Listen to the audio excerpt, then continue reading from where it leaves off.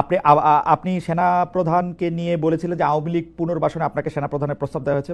মার্চে আপনি এরকম একটা পোস্ট করেছিলেন, আওয়ামী লীগকে সেনাপ্রধান বা সেনাবাহিনী পুনর্বাসন করতে চায়, সেই রকম একটা বক্তব্য দিয়েছিলেন। এই বক্তব্যে, আপনার বক্তব্যের সাথে আপনাদেরই আরেক নেতা সার্জিস আলম একমত হন নাই, এবং নাসিরুদ্দিন পাটোয়ারী সাহেব সিলেটে এক অনুষ্ঠানে বক্তৃতা আপনার এই বক্তব্যকে শিষ্টাচার বহির্ভূত বলেছিলেন। আপনার একটু মন্তব্য করতে চাই। ওকে, এখানে হচ্ছে সার্জিসের স্ট্যাটাসটা যদি দেখেন, সে আমার বক্তব্যের সাথে একমত না, বিষয়টা এমন না। বিষয়টা হচ্ছে সে বলেছে যে আপনি টোন, সেটিং, মুড, অ্যাটিটিউড, একটা বক্তব্যের মধ্যে এই জিনিসগুলো থাকে, টোন থাকে, ওই বক্তব্যের সেটিং, ওই বক্তব্যের মুড, ওই বক্তব্যের অ্যাটিটিউডটা কেমন হয় ওইটা। সার্জিস যেটা বলেছে সেটা হচ্ছে যে আমি যেটাকে বলেছি যে আমাদেরকে এক ধরনের রুড ভাবে বলা হয়েছে, সার্জিস সেটাকে টোন ডাউন করেছে। সার্জিস যেটা বলেছে যে আমার কাছে যেটা রুড মনে হয়েছে ওর কাছে সেটা হয়তো রুড মনে হয়নি। আর নাসির ভাই যেটা হচ্ছে সিলেটের বক্তব্য ইফতার পার্টিতে যেটা বলেছেন যে এই ধরনের বিষয় মানে আমাদের কখনোই দেখা যায়নি যে এই ধরনের বিষয় পাবলিক স্ফেয়ারে কখনো নিয়ে আসা হয়েছে। এই পাবলিক স্ফেয়ারে নিয়ে আসাটা উনি বলেছেন শিষ্টাচার বহির্ভূত।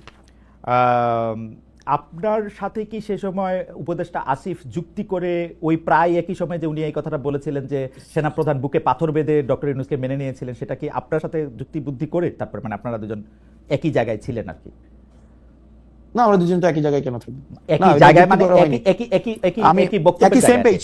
I understand, same page. Yes, হ্যাঁ সেম পেজে আমরা যুক্তি করে সেখানে ছিলাম, বিষয়টা এমন না। আমি যখন প্রকাশ করি পরবর্তীতে আমি দেখেছি যে আসিফ সেখানে তার অভিজ্ঞতা, যেটা সরকার গঠনের সময় সেনাপ্রধানকে নিয়ে যে তার অভিজ্ঞতা সেটাকে প্রকাশ করেছে। জনাব নাহিদও কি একই রকম বক্তব্য পোষণ করেন? এনসিপি আসিফ সাহেবের বক্তব্য ওন করে কিনা? এনসিপি আসিফ সাহেব তো হচ্ছে সরকার গঠন প্রক্রিয়ার সাথে সরাসরি যুক্ত। রাইট, সরকার গঠনের প্রক্রিয়ার সাথে জনাব নাহিদও সরাসরি যুক্ত ছিলেন। এই ক্ষেত্রে এনসিপির অবস্থান সত্যি সেনাপ্রধান ডক্টর মোহাম্মদ ইউনূসকে বুকে পাথর বেঁধে আসতে বলছিলেন।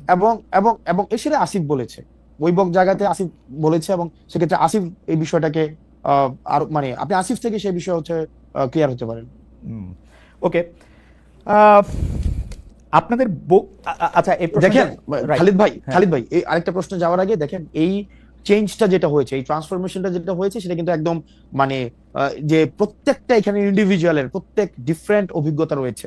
আমরা এখানে এনসিপি করার পূর্বে প্রত্যেকটা মানুষের এই অভ্যুত্থানে ডিফারেন্ট হচ্ছে অভিজ্ঞতাগুলো রয়েছে। সেই অভিজ্ঞতার হচ্ছে ফিউশন হয়েছে এনসিপিতে।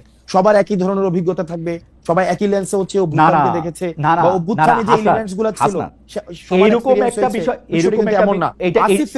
আসিফের অভিজ্ঞতার সাথে ওই মিটিং এ আমি ছিলাম না।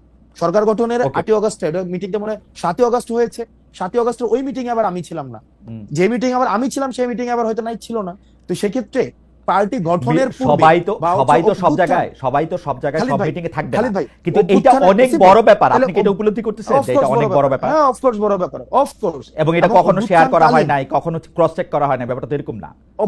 অভ্যুত্থানকালীন এক্সপেরিয়েন্স গুলো আমরা ইন্ডিভিজুয়াল অনুযায়ী অনেকের কিছু অন্তত মানে মেজর এক্সপেরিয়েন্স হচ্ছে সেম, কিন্তু প্রত্যেকেরই আবার কিছু এক্সপেরিয়েন্স রয়েছে যেটা আবার অন্যজনের এক্সপেরিয়েন্সটা ওই অভ্যুত্থানে হয়নি। সেক্ষেত্রে শতভাগ আমার এক্সপেরিয়েন্সটাই যে নাহিদের হবে, নাহিদের এক্সপেরিয়েন্স আমার হবে, এই বিষয়টি হচ্ছে যে আমার কাছে মনে হয় যে এই বিষয়টি সব ক্ষেত্রে সঠিক নয়। আমি আসলে এটা নিয়ে আর কথা বাড়াতে চাই না, দর্শকরা শুনবে, বিচার করবে আপনাদের অবস্থান। দর্শকদের শুনবে। আমার আরো অনেকগুলি প্রসঙ্গ রয়েছে, তার আগে